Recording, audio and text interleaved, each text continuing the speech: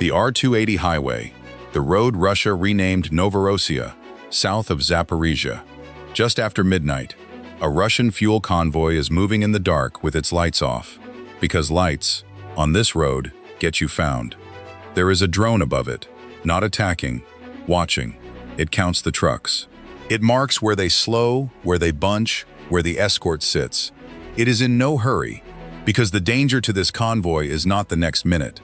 It is the whole rest of the road. This stretch of cratered asphalt has a name that means nothing to most of the world, and everything to the Russian officers who depend on it. It is the land bridge. It is the artery that keeps Crimea alive. And in 2026, it has quietly become one of the most dangerous places to drive a truck on the entire front. Here is the idea. This whole video turns on, and it is the thing Moscow understands better than anyone. Crimea looks unbreakable on a map, a fortress peninsula, bristling with air bases and naval power. But a fortress is only as strong as the roads that feed it. And Ukraine has figured out that you do not need to storm the fortress. You only need to strangle what flows into it. So forget, for the next 20 minutes, the question everyone keeps asking: can Ukraine retake Crimea by force? That is the wrong question, and it has been the wrong question for a while. The real one is colder and far more dangerous for Russia. What happens to a peninsula that an army cannot assault, but can slowly, methodically, make impossible to supply? Because that is the campaign that is actually underway. Not a charge at the gates, a noose. Start with why Crimea cannot feed itself, because everything follows from that one fact. A peninsula is geography's trap. Crimea connects to the land Russia occupies through a narrow neck, and across that neck runs the R-280, the highway through Mariupol, Berdyansk, and Melitopol. On a map, it is an ordinary road. In reality, it is a military artery. Fuel tankers, ammunition trucks, replacement troops, spare parts, food, and air defense systems all funnel down that corridor toward the bases inside Crimea. Cut the flow, and the fortress starts to starve from the inside. Not dramatically, not all at once, but everywhere at the same time. Because Crimea cannot be held with symbols. It holds airfields, naval sites, command posts, radar stations, and ground units spread across the whole peninsula, and every one of them runs on a constant drip of supply. A delayed fuel truck limits how far vehicles move. A late ammunition convoy thins out the artillery. A damaged junction forces a commander to change his plan before the battle even starts. The R-280 is not a line on a map. It is the system that lets Moscow use Crimea as a weapon. And there used to be a second answer: the Kerch Bridge. The great symbol, the personal project Putin opened in May 2018, the ribbon Russia cut to say the peninsula was theirs forever. But a bridge is a single point. It is easy to watch, easy to pressure, easy to turn into a bottleneck. And after the strikes of 2022, Russia stopped trusting it with the heavy loads. Fuel tankers and military cargo were pushed off the bridge and onto ferries and the land corridor. And then Ukraine went after the ferries too. In April, military intelligence drones crippled the railway ferry Slavyanin, leaving it listing at the pier with its bow half underwater. In June, the ferries Panagia and Lavrenti were hit, and the crossing was suspended outright. So the weight shifted, again and again, onto the land corridor. Which means the land corridor is now the thing that cannot be allowed to fail. And in war, the thing that cannot be allowed to fail is exactly the thing your enemy aims at. That is the trap closing. 2 lifelines, and Ukraine has put both of them under the gun at the same time. Lean too hard on the bridge, and one strike creates a crisis.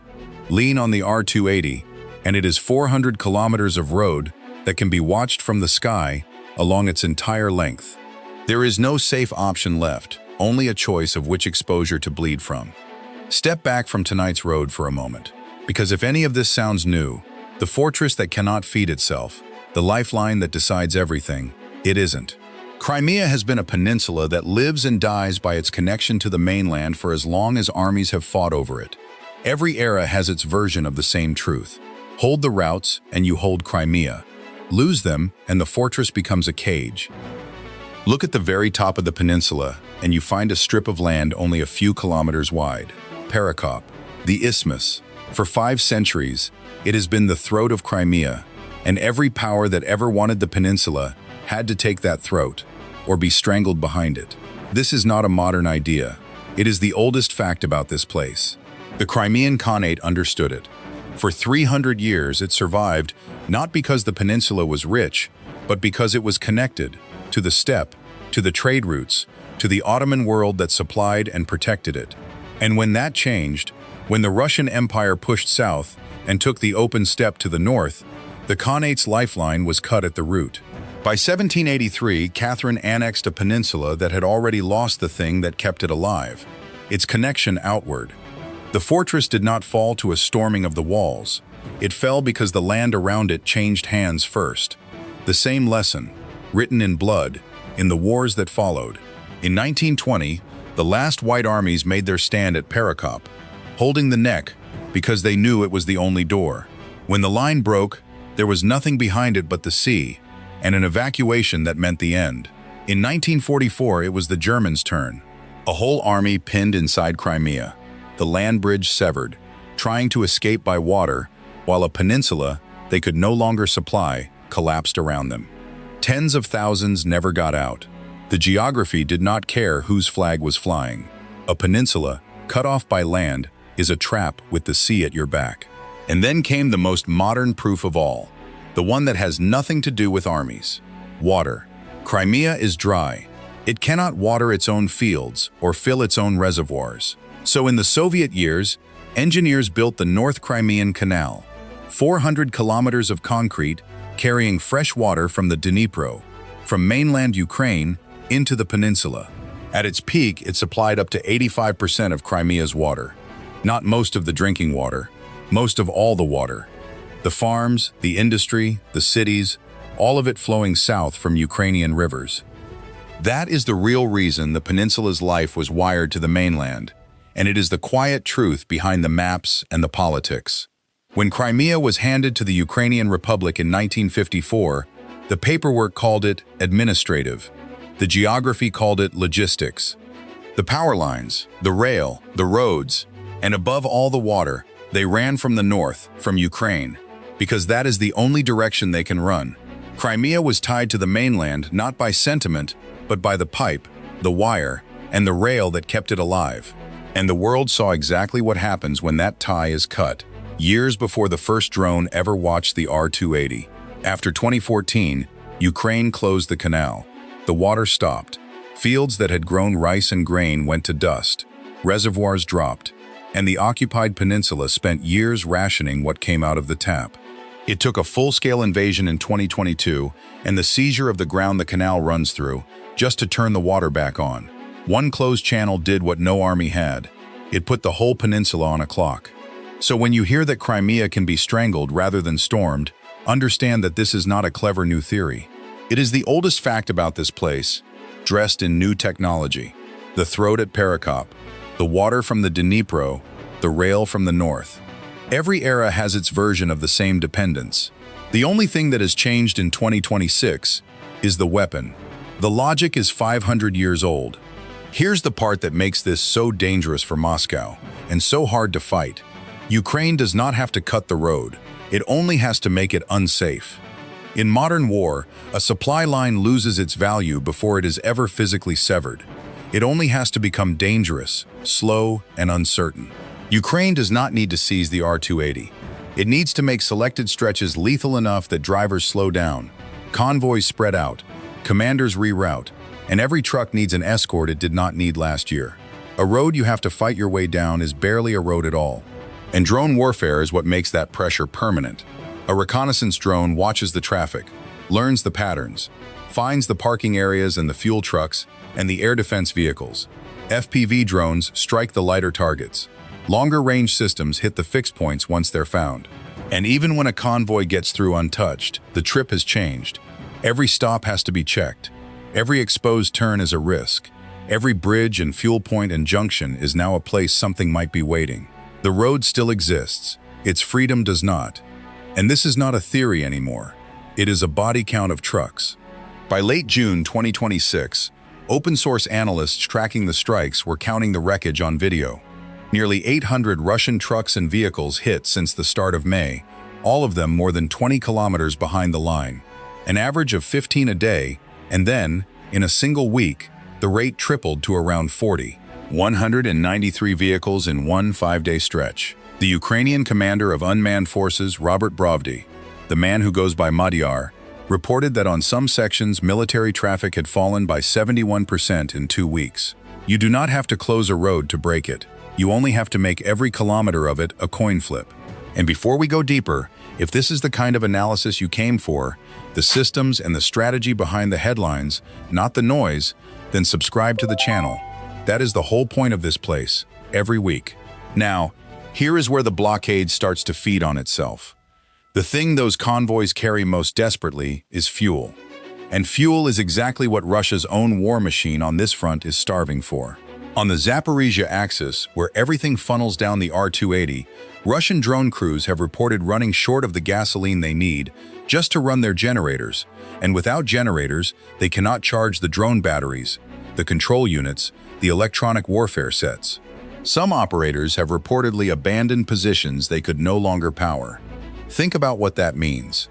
The same blockade that strangles the supply trucks also blinds the drones that are supposed to protect them. Cut the fuel, and you do not just slow a convoy. You switch off the eyes guarding it. That is the deeper wound. The R-280 was supposed to give Crimea depth, distance, breathing room, a safe rear. But under constant observation, depth shrinks.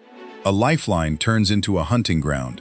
And once that happens, the entire defensive structure of the peninsula has to change to protect the very thing that was supposed to protect it.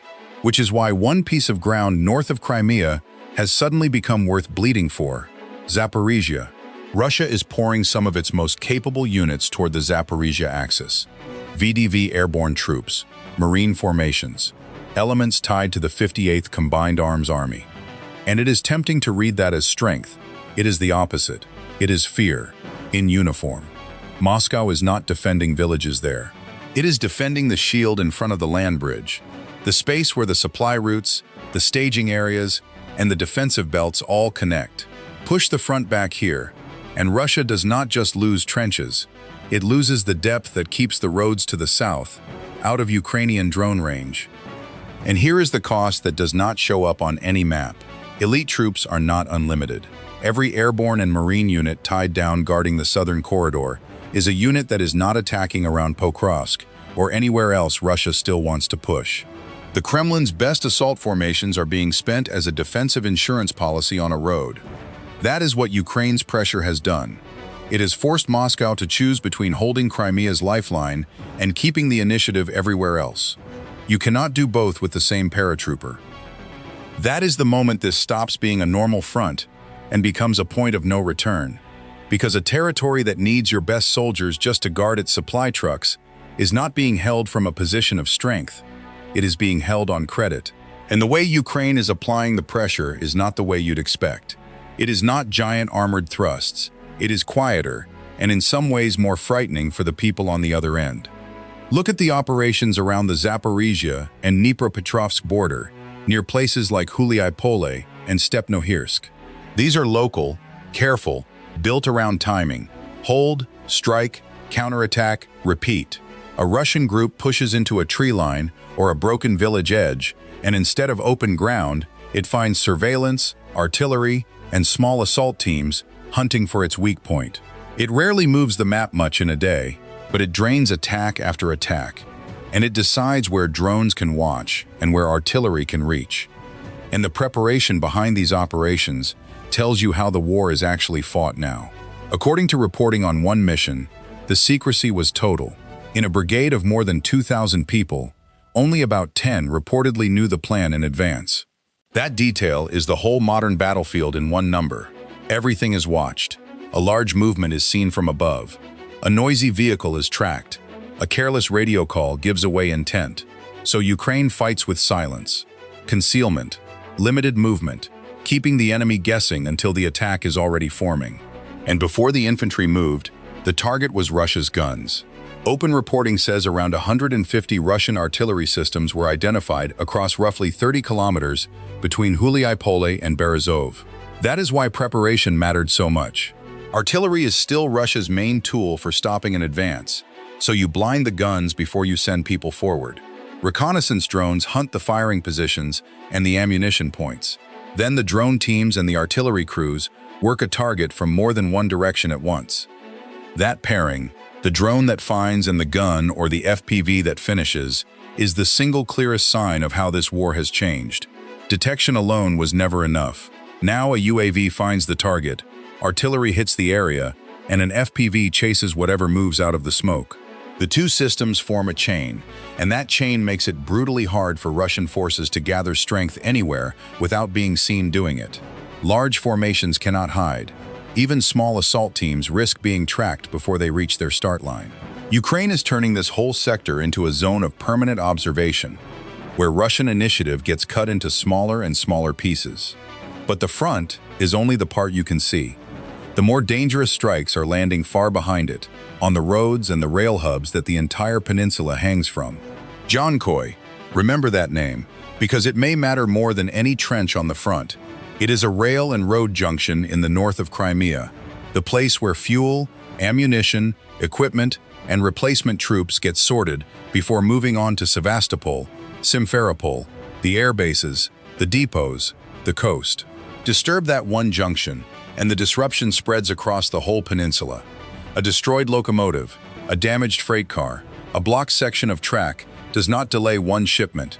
It breaks the rhythm of all of them. And in 2026, Ukraine went at that rail network directly. Special Operations Forces destroyed a railway bridge over the North Crimean Canal, near the occupied village of Rozdolny. A truck can be sent across a pontoon or a dirt detour. A loaded freight train cannot.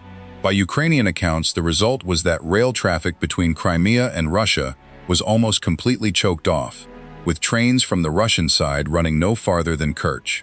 One bridge, and the heaviest artery into the peninsula, stopped flowing, and it forces a defensive burden that compounds. Even when Russia intercepts most of the drones, it has to keep radars lit, air defense crews awake, and mobile teams racing from one threat to the next. That is an exhausting, expensive way to defend a logistics network. And rail is the soft spot, because Crimea runs on heavy cargo. Trucks carry the urgent things, but rail moves the bulk that keeps an entire military grouping alive for months. Fuel cars, ammunition wagons, engineering equipment. You cannot replace that with road traffic without serious delay, and it is not one lucky hit. One open-source tally of the bridge campaign counted 21 strikes in 17 days, 7 of them against 3 railway bridges, and the rest against road bridges, hitting every approach into Crimea at once, from the Russian side at Kerch to the mainland routes through the Arabat Spit, Chonhar, and Armyansk. Ukraine is not chasing individual trucks anymore. It is attacking the system that organizes movement itself. For Russia, that is a protection problem with no clean answer. Every convoy needs more guards. Every rail hub needs more surveillance. Every junction needs cover. Electronic warfare teams have to screen the routes. Panzer and Tor air defense systems have to sit near the valuable points. Mobile fire groups have to stay ready for drones. But every one of those assets is finite. A radar guarding a station is not guarding another sector. A team escorting fuel trucks is not protecting a depot somewhere else. Protection stops being a shield and becomes a drain. And look at the price tag on each side of this exchange, because that is where it turns truly ugly for Moscow. The drones doing the hunting are cheap.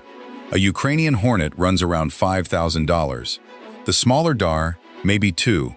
Even the heavier anti-bridge drones cost under $50,000. Against that, a single Storm Shadow cruise missile runs about $2 million, and only a handful are ever built.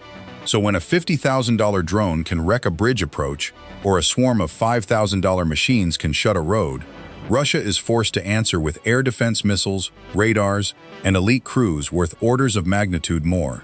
One Starlink jamming station Ukraine destroyed in Kerch this June was worth around $2 million. The drone that killed it was a rounding error by comparison. That is the real engine of the noose. Not just that Russia is losing things, it is losing expensive things to cheap ones, every single day. And then Ukraine extends the same logic outward, and the distances stop making sense for Russia at all. This did not start this year. Ukraine has been peeling the military weight off the peninsula strike by strike for 3 years. Back in August 2022, long-range fire hit the Saki Air Base near Novofedorivka, the first serious blow on Crimean soil, destroying around 7 Russian aircraft and damaging more. In 2023, Neptune cruise missiles knocked out S-400 air defense systems, and Anglo-French Storm Shadow missiles tore apart the headquarters of Russia's Black Sea Fleet in Sevastopol, its historic home. The pressure grew so relentless that Russia pulled the fleet east to Novorossiysk, some 350 kilometers away, abandoning the harbor the whole peninsula was supposed to project power from. And from 2025, long-range drone units, especially the military intelligence teams known as the primary, the Ghosts, have hunted radars and air defense across the entire peninsula. If a drone can find you anywhere on Crimea, then distance no longer protects anything. Not expensive aircraft, not storage, not command. The whole Russian idea of a safe rear is dissolving. And by the summer of 2026, this stopped being a forecast and became the daily weather in Crimea. In a single night in late June, Ukrainian strikes hit an airfield used to launch Shahed drones at Ukrainian cities, a rail station that went up in secondary explosions, and the main substation feeding Sevastopol, which blacked the city out before dawn. The very next night, Magyar's units reported 38 targets across the peninsula in one sweep: radars, gas compressor stations, substations, a fuel depot. Sevastopol woke up with no power, no water in some districts, no mobile network, and cars queuing for gasoline that was not there. The occupation authorities declared a state of emergency. For the first time, the people running Crimea were reacting to their fortress the way you react to a place that is being slowly cut off from the world. So step back and look at what this actually is, because it is something new, and Russia has no good answer for it. Ukraine is not trying to take Crimea, it is trying to make Crimea not worth holding. Fuel, railways, ammunition dumps, radar, convoy routes, ports, air defense. Every one of those links matters more than any speech about sovereignty. Weaken them, week after week, and the peninsula becomes harder to supply and more expensive to defend, until one day the accounting flips. Holding Crimea stops looking like a victory and starts looking like a bill that grows every single week. That is the point of no return, and it is quiet. There is no flag coming down, no surrender, no single dramatic day. There is just a fortress that costs more to feed every month, defended by elite troops who can't be used anywhere else, supplied down roads where every truck is a gamble and every junction is a target. Russia still holds the ground, but holding the ground was never the same as controlling the roots that keep it alive, and the roots are slipping. Here is the reed that will get me arguments, and I'll stand behind it. Russia's grip on Crimea is no longer a position of strength being defended. It is a sunk cost being protected. And sunk costs are the most dangerous thing a state can be cornered into defending, because the more it bleeds to hold one, the harder it becomes to ever admit the price. Moscow is not pouring its best units south because it is winning in the south. It is doing it because the alternative, letting the noose tighten unanswered, is worse. That is not strength. That is a trap a country walks deeper into, precisely because it cannot afford to walk out. So the question is no longer whether Ukraine can stand at the gates of Crimea. It is colder than that. How long can Russia keep paying the military, the economic and the political cost of a peninsula it can hold, but can barely feed? Ukraine does not need one dramatic assault to change the balance. It only needs to keep raising the price, a road at a time, a junction at a time, a rail car at a time, until the occupation weighs more than the prize. The trucks still roll on the R280 tonight, lights off, in the dark. The trains still run to Dzhankoi. The bridge still stands, and above all of it, something is watching, and counting, and waiting. Crimea is not going to fall in a day. It is going to get heavier and heavier and heavier, until one day Moscow is holding a rock it can no longer lift and cannot afford to put down.